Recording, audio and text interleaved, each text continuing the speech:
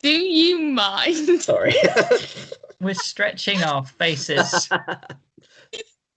We are serious actors. Okay. Anytime you're ready.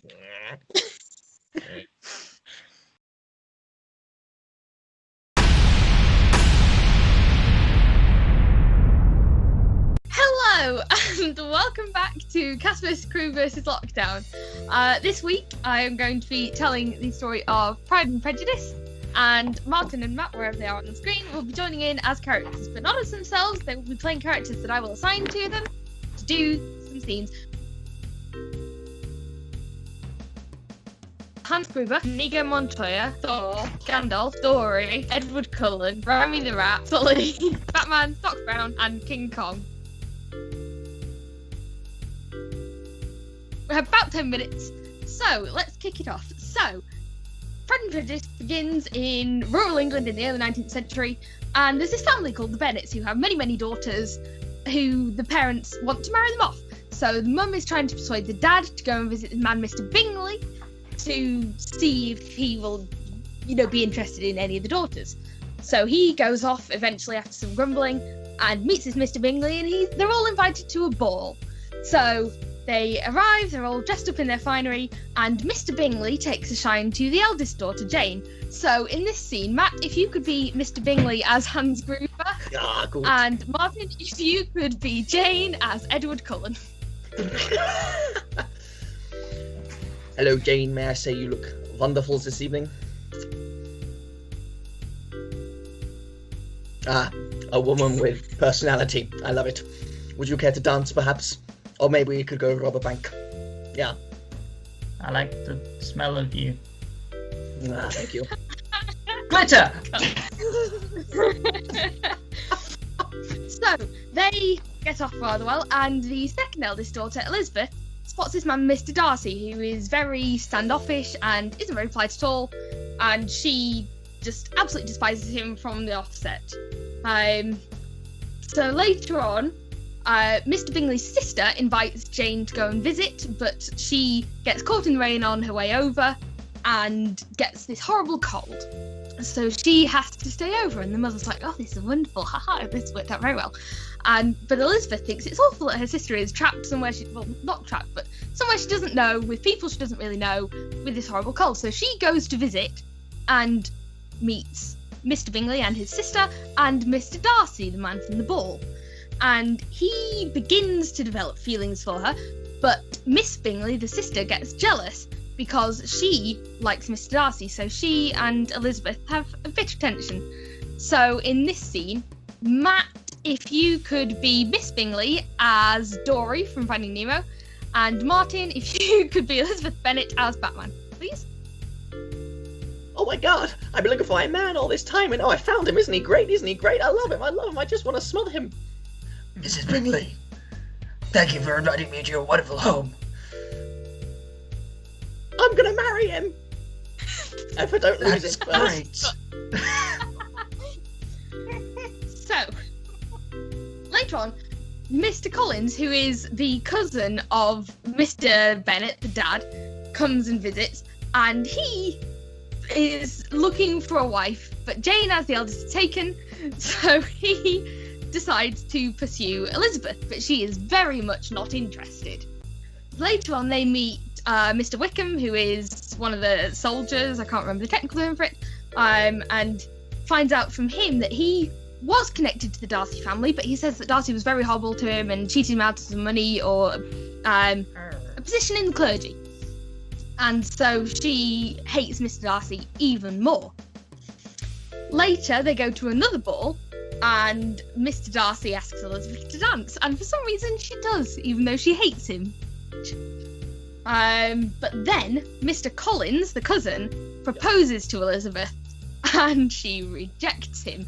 So, Martin, if you could resume Elizabeth as Batman, and Matt, if you could take over as Mr. Collins as Doc Brown from Back to the Future. Great Scott! I've got to go back to profess my love to you. Will you marry me? I won't. Bennet Oh man. no! I'm Bennet man. back to my own timeline, I guess. Bye-bye.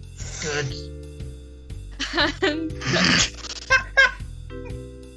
So, her mother is absolutely horrified that she's turned down this perfectly decent man, who instead marries one of Elizabeth's friends. And Elizabeth is horrified that she would marry this man she doesn't love, but they get this nice little house. Meanwhile, Jane has gone to visit her aunt and uncle in London because Miss Bingley has told her that she cannot marry her brother because she doesn't think he's appropriate. So then Elizabeth goes and visits her friend and Mr. Collins, the cousin, and meets Mr. Darcy again with the lady of the home, Catherine de Bourgh, who says that her daughter is engaged to Mr. Darcy. And then what happens next? God. There is so much that goes on in this story, it's genuinely a bit ridiculous. Oh, yes, okay. Elizabeth finds out that Mr. Darcy is the reason that Mr. Bingley wasn't going to marry her sister. And she's absolutely horrified. But then Mr. Darcy proposes to Elizabeth and she turns him down quite unequivocally. And yes, he brags about that and accuses him of being horrible to Wickham, and he just ignores it. But later he writes to her and says that Wickham had actually taken the money from the father and gambled it all away, and had tried to elope with his little sister. Later on, Elizabeth accompanies her aunt and uncle on a tour of Derbyshire. The whole of Derbyshire, apparently, because why not? And they visit the Darcy estate, thinking that Mr. Darcy isn't there. But he is, and so they have a very awkward meeting in which she meets his sister. And the sister and Elizabeth just become very good friends. So, yeah. Why not? Let's have that scene. Matt, this time, if you could be Elizabeth, as let's shake it up a bit, as Gandalf. And Martin, if you could be the ecstatic sister, as King Kong. That's what I'm doing. Oh, good day. Would you like to come on an expedition with me to find a ring? Oh, beast! Oh, you shall not pass. Begone!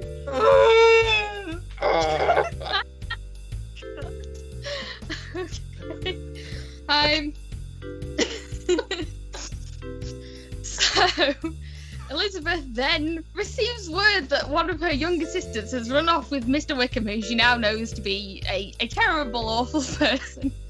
And she tells Mr. Darcy and is very upset, and he, for some reason, even though it supposedly hates her, and she hates him, he goes off to try and fix things. So they're all very stressed, and eventually Wickham comes back and has married Lydia, the sister.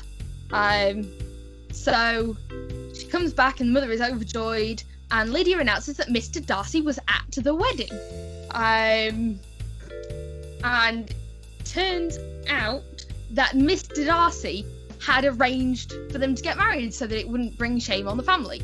Because it turns out, nice guy. No. And the aunt tells Elizabeth this and hints that he may have had another motive, which suggests that he was in love with Elizabeth.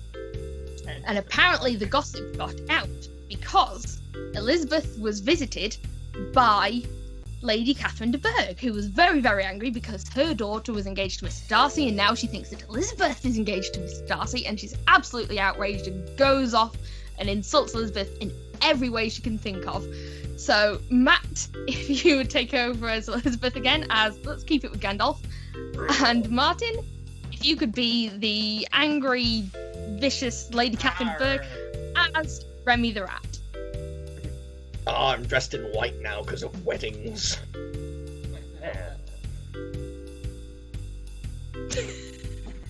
You dare insult me? I'll shove fireworks up your dress.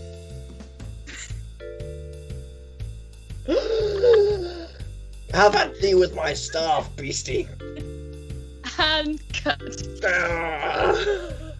Elizabeth is outraged that this woman would come into. I came out to have a good time and feels so attacked right now, so she kicks Lady de Burgh out of the house. And Darcy is ecstatic that his aunt has been so outraged at the possibility that Elizabeth might be engaged to him. He's like, maybe we should get engaged. So he proposes again.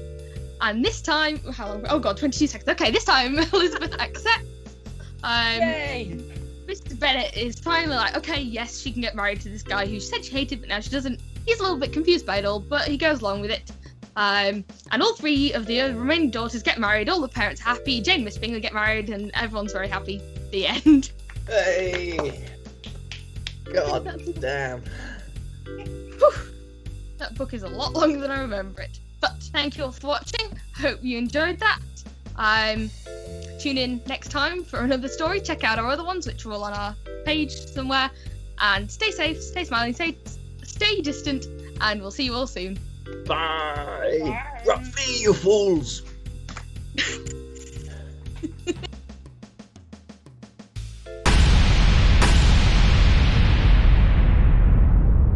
Sex Criminals, which is the stupidest thing that anyone's ever come up with. Have you ever heard of it? It's a graphic novel series where when the main character orgasms, time freezes and then they steal things. That's literally the synopsis on Wikipedia. I just checked. Do you want to hear the opening synopsis? No, this is the blurb. It's Susie, a librarian, and John, an actor, meet in a party, and after sleeping together, they discover that they share the ability to freeze time when they orgasm.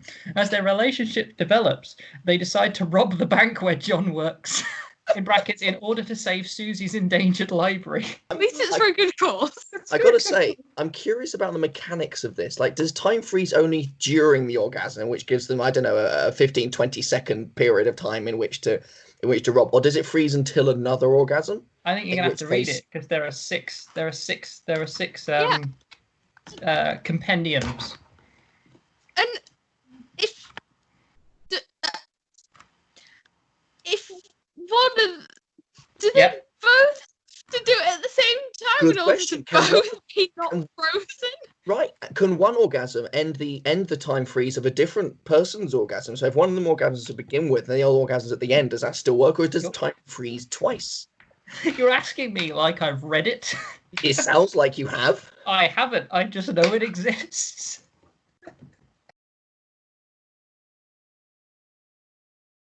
I wish I'd never said anything now.